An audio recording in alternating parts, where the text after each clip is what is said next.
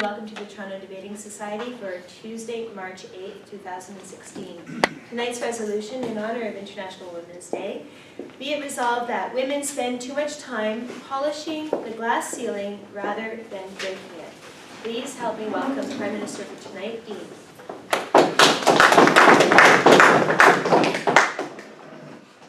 Thank you, Madam Speaker. Ladies and gentlemen, tonight we are debating Women spend too much time polishing the glass ceiling rather than breaking it. By women, we mean the female gender. By spend too much time, we mean focus on to the detriment of. Polishing is focusing on outside characteristics or influences. Glass ceiling is the subtle but real systemic barriers to career advancement, and breaking it is changing attitudes and opportunities. So four arguments I'm going to put forward. The fourth argument will be more substantially developed by my partner. Firstly, the don't mess with the system and don't rock the boat attitude. Second, women choose whether or not to have families and how that works in the work world with their jobs. Third, the working too hard to impress management idea. And fourth, working together with other women in work. So with the don't mess with the system and don't rock the boat, a quote by a gentleman by the name of Sidney Biddle Barrows says, "The more you act like a lady, the more he'll act like a gentleman." Well, women were told that in the early 1900s. And I think a lot of the time in business today, the perception is that if we behave as adults, then things will go fine. And that is more of a conciliatory, not conciliatory as such, but a cooperative effort on a woman's part to work with others in the company. But in the man's world of business, that doesn't work. And the ceiling that is above many women trying to ascend the corporate ladder is in place because of that persistence. The idea that good girls don't, and the ingrained ideas that are put into women's head as they are nurtured, can be very difficult to break, especially in the business world. Women have been brought up to be nurturers, caregivers. If they have a family, generally they will exhibit those characteristics as well. But that does not necessarily work in certain business venues. Even women with higher business skills or business experience or educational experience are seen as a threat to the corporate status quo. And again, the ceiling, the thickness of the glass becomes much more visible, even though the ceiling itself is invisible, to women who try to make their way up the corporate ladder. Secondly, choosing to have a family or not. Women generally are the ones who decide whether or not they want to have children. If they are working in an executive role, they will have to incorporate that to some extent at least. They will have to be at home with their children at some point, and the demands of business in today's 24/7 workaday world always means you have to be on. And so you have to make, as a woman, the decision whether or not you want to devote all of your time to the business, all of your time to the children, or whatever percentage in between. And again, this is the decision that the women make themselves. The businesses are more than happy for you to spend your entire day working for them. But that can be threatening if you are trying to advance, if you are trying to put too much emphasis on a family. Thirdly, working to impress upper management rather than being a team player. Now, women, again, as I said, work as teams, better than individually. But corporately, they do involve teamwork, but they also involve individuals to close deals and to get connections made in the business world. And there can be difficulty for women in enhancing that and working towards that end if that's what the business desires. So again, the glass ceiling is there, and rather than blasting through it, they may just be saying, okay, fine, I'll be fine with that. Fourth, that women, once they reach a certain level, are less likely to help female co-workers because they are a threat as well. So in those 4 respects, women spend too much time polishing the glass ceiling. We ask you to vote in favor of the motion. Thank you, Dean. And as tonight is a cross-examination debate, we'll invite the Leader of the Opposition, Heather, to cross-examine our Prime Minister for 2 minutes. Please welcome Heather.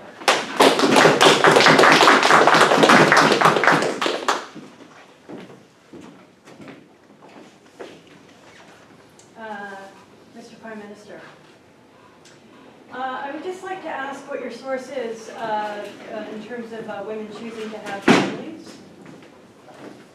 Source in terms of women choosing to have families? Yeah, how you arrived, how you deduce that women are the ones who choose to have families, and why aren't men involved in that decision? Well, men may be involved in that decision. In a Forbes magazine discussion, choosing to be involved with family means less time at work or socializing to grease the wheels of business.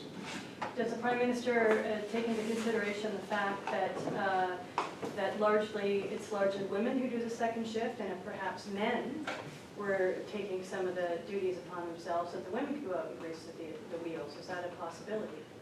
That's certainly a possibility. Whether the reality reflects that is another question. And is this reality in the household, or is it systemically imposed?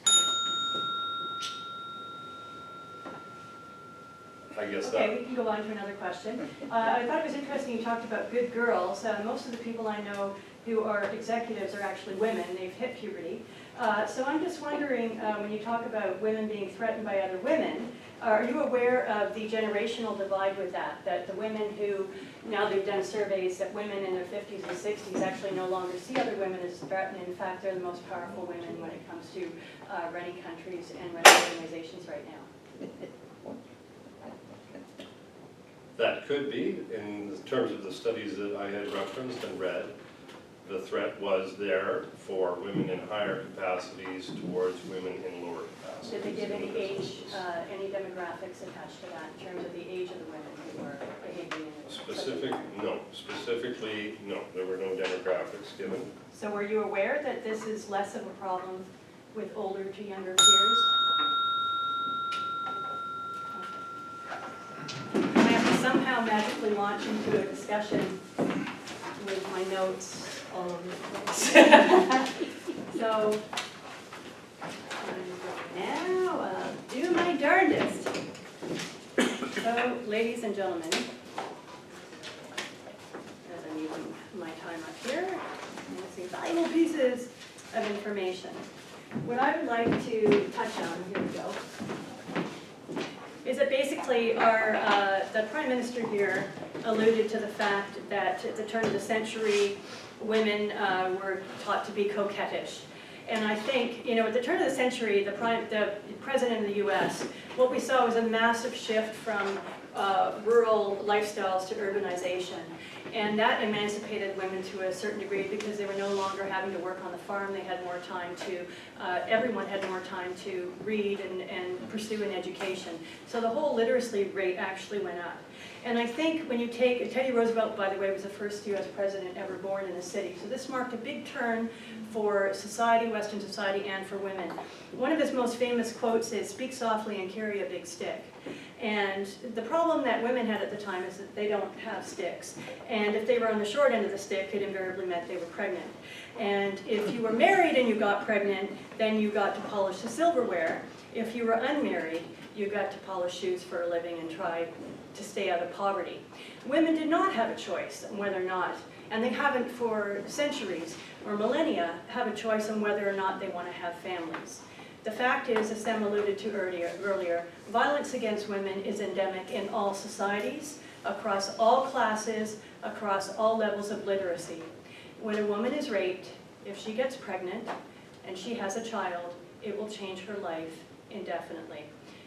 What we're finding in our society is that women, I think we've demonstrated that women have broken the glass ceiling. And once that pane is shattered, you can't put it back together again. We have women who have, we named a bunch here today, who have reigned over countries in the past. The blip of the glass ceiling, I have to say, is probably, you know, the past 100 years. But in that time, what we now have, out of the top 10 most powerful people in the world, 2 of them are women. Number 2 is Angela Merkel, and she's been on the list since 2009. The 7th most powerful woman in the world is Jessica Yellen, and she's the head of the Federal Reserve, so essentially will drive the direction of the global economy. This ceiling does not exist for women. The question is how many we want to get in there. So if we're talking about parity, that's a different discussion. But the glass has been shattered. Out of the 3 of the top entertainers in the world, number 3 is a woman. The top athletes in the world, they have broken through that pane as well. When you talk about, you know, aside from performers, you can look at any statistic. The 10th highest paid CEO in the world is a woman. So women have essentially made headway in every area that you could hope to imagine. What's holding them back, what's polishing that glass ceiling, even though it's been shattered in every area you can imagine, what's holding them back is various things, systemic. The society is polishing that glass ceiling. Why? Because we have government. We have laws that have predominantly been made by men. And until now, they have made sure that women have not been in a position of power. The women have broken through. We heard about Margaret Thatcher. We had Indira Gandhi. We've had Golda Meir. We've had Kim Campbell. And now, with any luck, we have a woman going to the Oval Office. So, there is no barrier to these women. Religion spends more time polishing the glass ceiling. Religion wants to believe a lot of, you know, for instance, the Pope, the Roman Catholic Pope, he's considered a very gracious and enlightened man, and yet he's against birth control for women. So it would keep women, basically, you know, it would prevent them from becoming emancipated in life.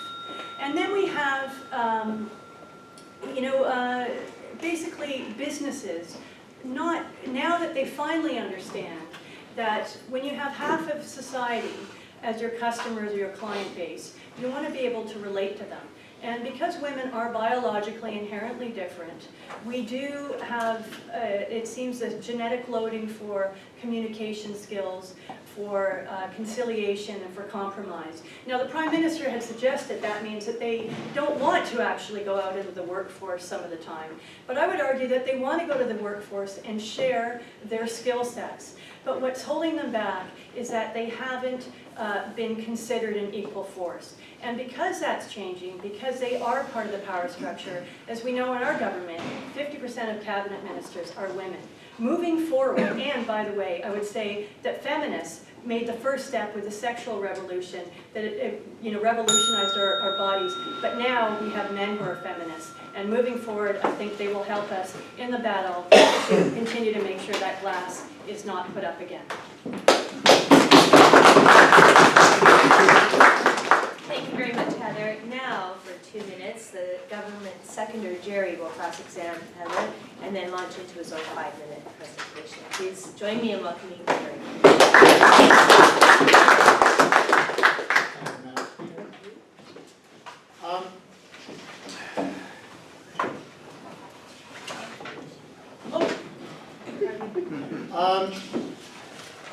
I saw there was a lot of disorganization as you started your speech here today. Yes. Is that indicative of perhaps why some women don't rise to the top of the corporate world? Well, I would say, Jerry, that's indicative of women overperforming and being overprepared.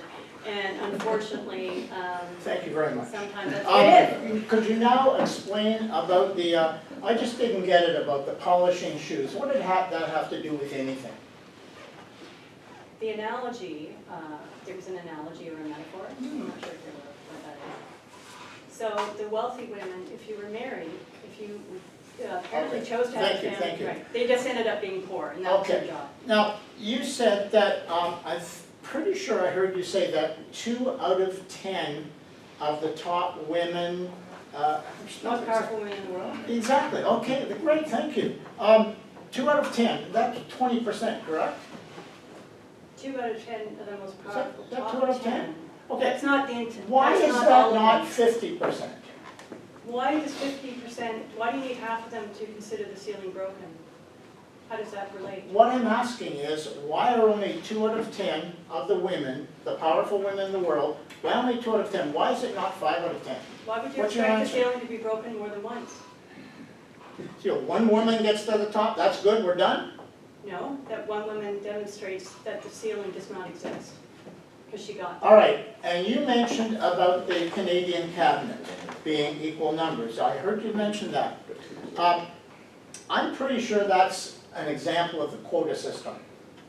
I'm sure Mr. Trudeau was simply counting the number and dividing by 2 and choosing. So how does that show that women have broken through this glass ceiling? And how is that wrong? That it was a quota Fulfilling the system. quota system? Well, these And women, that shows, these thank you, women are going to write the laws moving forward. thank you. Madam Speaker, members of the opposition, ladies and gentlemen of the audience, I will first offer a couple of points of rebuttal and of the opposition leader, and then I'll present some arguments of my own. First of all, I heard the leader of the opposition talk about athletes, female athletes. Well, we heard about one today, or I did anyway, Miss Sharapova. She's certainly joined the ranks of other men by breaking through that glass ceiling, by doing drugs like everybody else. So if that's what it takes for a woman to break that glass ceiling, I don't think that's the answer. She also mentioned, second point, she also mentioned that laws are made by men, and that is what prevents women from rising to the top in many areas of society.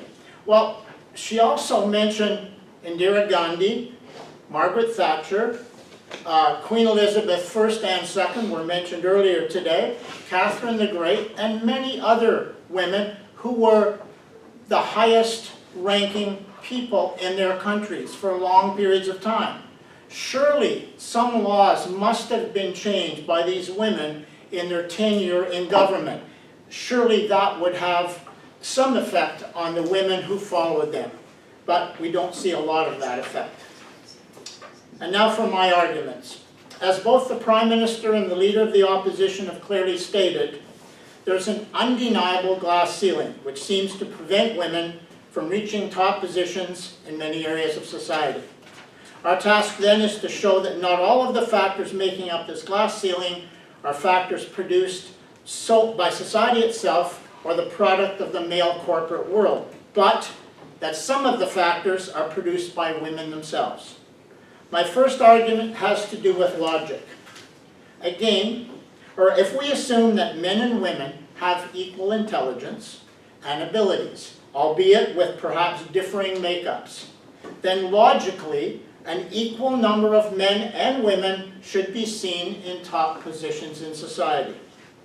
Again, logically, if a smaller percentage of women are seen in top positions, then there can only be 2 reasons that they are not represented there in equal numbers. Either there is pressure and biases from without that prevents them from rising to the top, or there is something from within an individual or a group of women which prevents this rise to the top. One or the other must be true. Logically then, it cannot be all one reason and none of the other. Some percentage of the reason that women are not in equal numbers in top positions must come from within the women themselves. Thus, to some extent, women are to blame for not reaching the top in equal numbers. My second argument enlarges upon the argument put forth by my partner. He has given you reasons why choosing to raise a family in some ways prevents women from following a clear passage to top corporate positions. The Fordham Law Review says that the flexible schedules required by mothers in the legal working world are problematic in themselves. And I quote, "The long hours and client expectations make it difficult for women to compete with men when they have family responsibilities." This is a quote from Cynthia Epstein in her Glass Ceiling article. On the same topic, an article in Forbes magazine says that women with families are time constrained. It says that they have little time after work to socialize and mentor other women, but must return home to fulfill family obligations. This puts them at a disadvantage to the men who routinely fraternize after work and continue this work culture. My third argument has to do with women sabotaging each other. Many women are non-supportive of each other in their thinking. They say that if a woman gets a top position, it's often viewed as one less spot for me. To change this culture, women must celebrate another woman's advancement, not view it jealously. They go on to say that women tend to avoid conflict and hold grudges against each other. This often leads to sabotaging other women.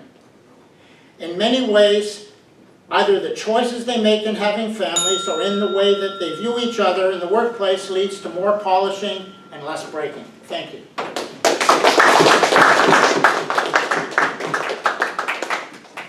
Thank you very much, Jerry. And now cross-exam Jerry for 2 minutes. Please welcome David, and he will then launch into his 5-minute presentation. Please join me in welcoming our opposition seconder, David.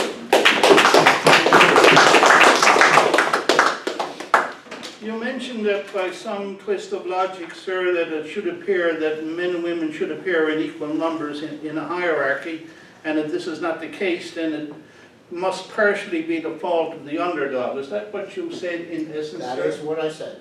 Okay. Now, in the case, say, for example, of, say, a parliament, where there are very, very few people of colour, for example, in some of the white parliaments around the world, is that because of innate ability or lack of it? Sir, people of color is not the issue here. We are talking about men and women. Okay. So what about people who were disadvantaged in terms of invalidity? We see these people not represented in hierarchy. Invalidity. Yes, say for example, people in wheelchairs. Oh, okay. Well, I'm sure there's a quota system somewhere for them. Okay. And people of a bisexual nature, for example, if they're not represented. Are all of these minorities kept out because of inability in and of themselves? Or could it possibly be, let me finish the question, Okay. or could it possibly You're right, be because of the oppression of the master class? Oppression of the master class. You know something? These questions are here. We're going this way. I suggest you continue going well, I'm straight ahead. speaking about a number of minorities, by color, by ethnicity, by ability, and finally... Women are not a minority, sir. They're an equal number to men. But they're not They have equal abilities. Why aren't they equal in numbers at the top? That's what the issue is here. So stick to the issue. I am sticking to the issue. Any more questions, sir? Are my 2 minutes up? 3 more seconds. Thank you very much. The Prime Minister said that women are being kept down because, or rather that they are cooperating with the overseers because 1, they don't want to rock the boat, 2, they are working too hard to impress, 3, they are not willing to help other women. In other words, they are displaying all of the characteristics of the ladder climbers in the male sex, who do all these things just as well. They don't rock the boat, they work hard to impress, and they're not willing to work with subordinates. So in that respect, there is no difference in the mindset of somebody on the corporate ladder who is male and female. Exactly the same qualities. So there is nothing inherent in these arguments to show why women are being kept down. So we have to look askance, we have to look aside and look for other reasons. And some of them have already been mentioned tonight. It's noteworthy that the working milieux that the Prime Minister mentioned were largely corporate and particularly financial. Okay. Well, women have made gains in other areas, in the social hierarchies, in any area where there's caring involved, in hospitals, in schools, even in hospitality, in daycare, in old age homes, and so forth.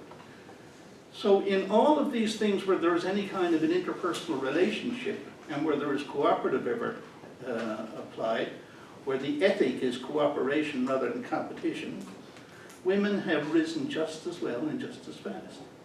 It is only in the rather lopsided area of the money-making financial corporations where white males tend to dominate that the women are grossly underrepresented. And that is the case here tonight. And that's what the government side has yet to show, that there is nothing inherent in the nature of women that would keep them down. In some respects, they have not attained the same amount of corporate representation, because not so much because of the glass ceiling, but because they have more so rejected it rather than adopted it. They have gone and they have needed to fulfill their lives in having and rearing children. These are conscious choices. These are choices that women have been prepared to pay. And they do pay for it, and unfortunately they pay for it dearly. But in any case, they do show that they are able to get through that ceiling when it's applied to, in other cases, rather than simply the corporation. And women as well are not prepared, and this is something I do believe in the hard wiring, they're not prepared to go into the dog-eat-dog world of senior management. That they're not willing to go for the endless meetings, the long hours, the draconian measures, the callous treatment of employees, the deception of customers and clients, and the take no prisoner office politics that go on. Women are, as I mentioned earlier, are more attuned to workplaces where there is a more salubrious, a more congenial, a more convivial work ethic at play. So these are choices that women have made. So they have not participated in polishing the glass ceiling. They have not caved in. They have not succumbed. They have not, for example, taken on the male ethic and found wanting in doing so. They have all of those abilities. And the reason that they have not brought them to fruition in the same way and in the same manner that men have is because of simply the old boy ethic.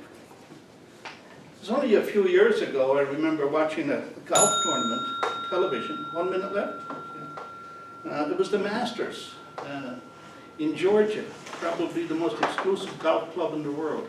No women allowed. No women allowed in the membership. So that kind of thinking is still with us. And it pervades everything that we see. It pervades the workplace in terms of the corporations. It pervades the financial corporations especially. But in all other walks of life, women have done just as well, and as my partner pointed out, much better than men in that regard.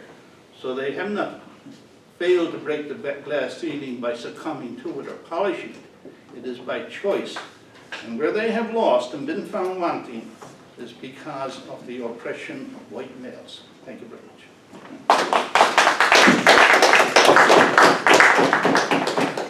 Thank you very much, David. And now our Prime Minister will cross-examine David for 2 minutes. Please join me in welcoming Dean.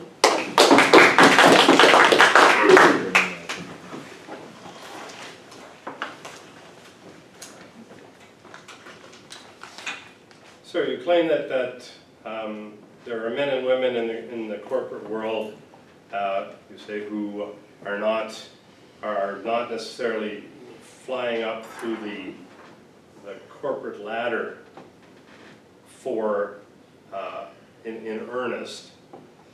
Well, are all men climbing the corporate ladder to get to the corner office? Suppose so in the corporate ethic, yes. Yes, so in other words, they would actually be fighting their way up the corporate ladder with men, unlike the women who would not necessarily be doing that. contrary to what you were stating. As far as healthcare and daycare, you're talking about that for women, sort of being the women's domain and the like. I don't ever remember hearing say of a glass ceiling in the daycare industry or in the hierarchy of daycare management. Well, in the US, quite a large part of daycare is handled by corporations. And those corporations are staffed largely by women at the higher levels. Indeed. All right. You did state, in fact, that women choose to are not prepared to go into the dog-eat-dog world of the corporate world, I guess.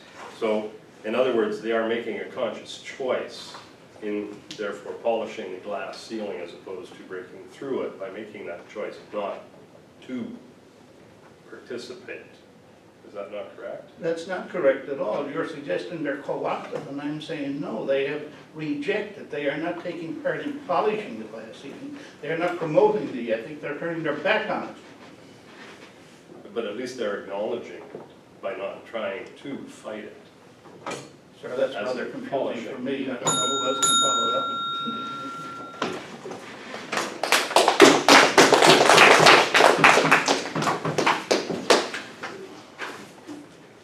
Thank you very much, Dean and David.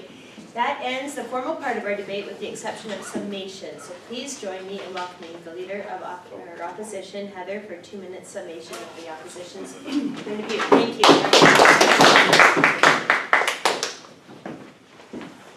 Thank you, Madam Speaker. Madam Speaker. Ladies and gentlemen, I would just like to note that in a debate, normally we don't, rise on points of information because we're not personally insulted. I thought it was very interesting that the government seconder made a personal slight at my disorganization. Now, I could have retorted by saying, well, I was up at 6 in the morning to take the garbage out and walk the dog, and make sure the dog was fed, and make sure my son was out the door. Then I went to work and I put in a full day with no breaks, 20 minutes, lunch to prepare this debate. Then I had to go to a physio appointment, then I had to meet my partner, then I had to come here and debate. But no, I did not do that. I did not launch any ad hominems because I'm a woman, and that's my strength and that's my power. I'd just like to say in summation here, ladies and gentlemen, what we saw tonight was a blatant display of patriarchy that is assuming that when the woman breaks the glass ceiling that so apparently existed, they get to put it back together again. We have to break it again, and they'll put it back together, and then we have to break it again, because it has to be parity. No, this debate was not about parity. This debate was not about equity in the workplace. It was about whether or not there's a limit. And the limit was a glass ceiling. And what all research shows is whether you believe that women are totally equal or not, they have broken the glass ceiling. Because once it's broken, like Humpty Dumpty, it can't be put back together again. So it's been broken, and now what women are seeing is the sky is the limit. And that's the problem we see here. When they say women sabotage other women, women should celebrate other women's success. Why don't we replace that with the pronoun men? What would you say if I said men who are climbing up that corporate ladder, a large majority of which are psychopaths, should actually celebrate the success of other men? Because that's a standard women are being held to, because that's what we need to do to keep breaking the glass women. No, women have been held to a higher standard by our society, by patriarchs. Please do not support the resolution.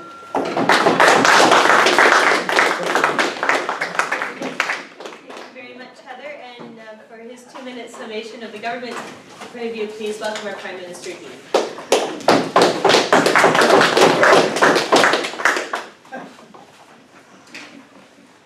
Madam Chair, I don't think that was an ad hominem, I think that was an ad feminine argument. In any case, we are summarizing the fact that women spend too much time polishing the glass ceiling rather than breaking it. The opposition will have you believe that it's already broken, so this argument is actually pointless. But in fact, the ceiling is still in place, and it's still in place because the women are polishing it. And they are polishing it because they do not want to mess with the system in place, in the business world in particular, and threaten the status quo. That their caregiving, nurturing, sensibilities, and that's not a weakness, but it is in the business world seen as something less than ideal to launch yourself into the corporate ladder. That's what the problem is there. Choice of having a family and how much time to devote to that family, whether or not you want to be a corporate slave and make your way up the corporate ladder through the glass, or whether you want to focus on raising your family and children, whatever your spousal situation might be. Competition between women at higher levels is seen and is known about and is dangerous, and sabotage is not unheard of by women who have made it against women who might be coming up behind them. And lastly, fear of failure and working hard but not too hard. The idea of making sure that you, again, don't make waves but still be a corporate conformist seems to be the case that is in place. And the women, unfortunately, are spending too much time conforming to that way of looking at the business world rather than smashing against it. Please vote for the motion.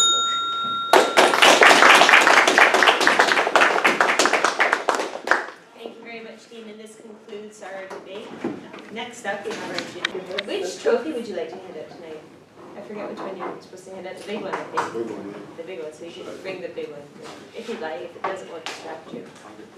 So, we good? Our debaters battled it out for the coveted cup award, which our Judicator Sam is here to officially provide our adjudication and to hand over this very special award. Ladies and gentlemen, please welcome Sam.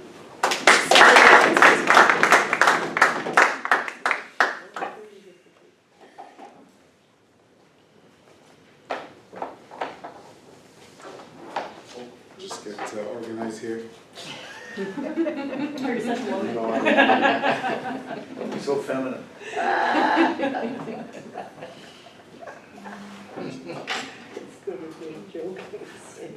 He's doing this on purpose. Exactly.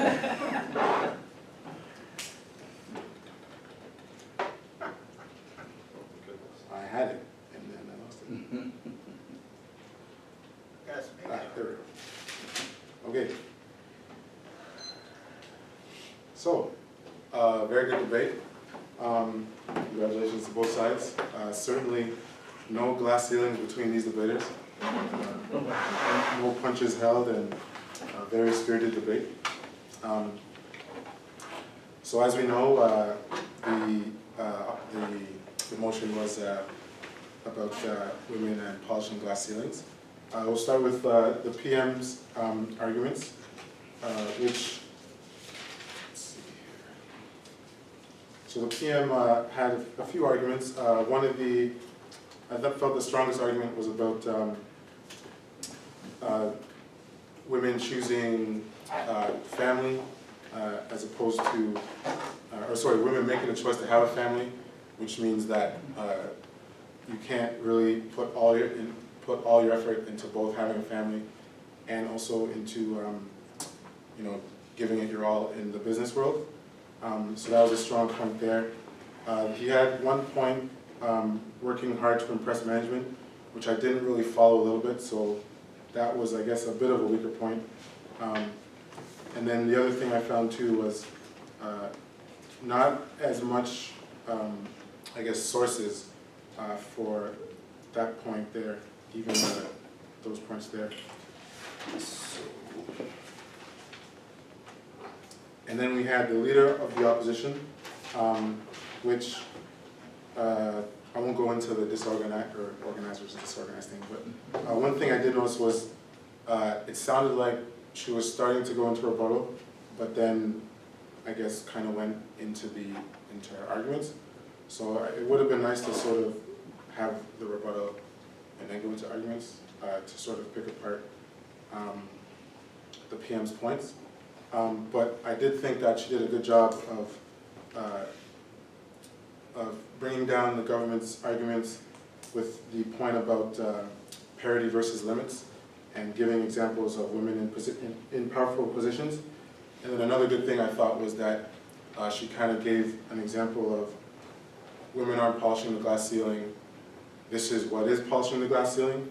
So it kind of gave you sort of a different tidbit in the back of your mind to sort of question the government's argument.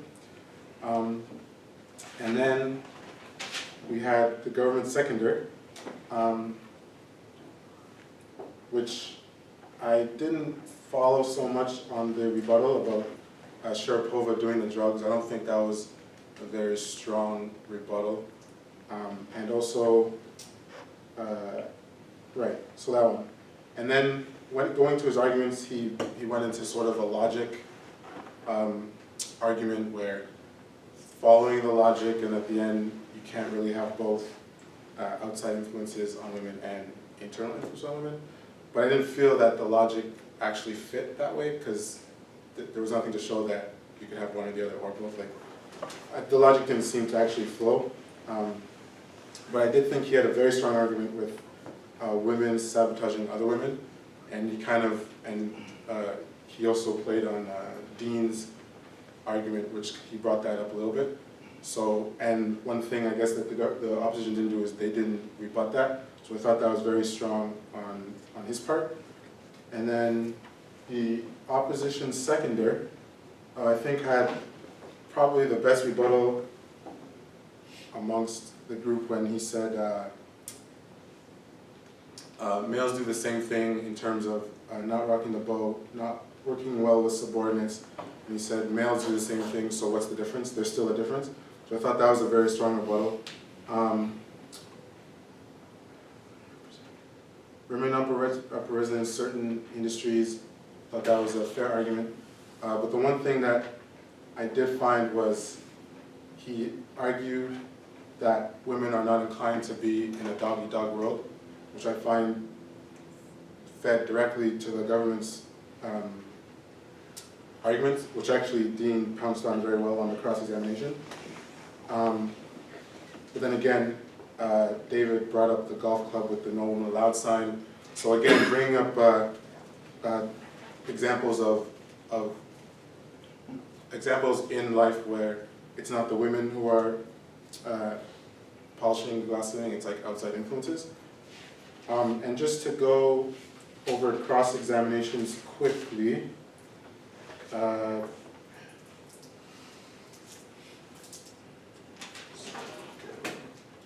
right, so Heather pointed out questioning sources on some of his arguments, which I thought was strong.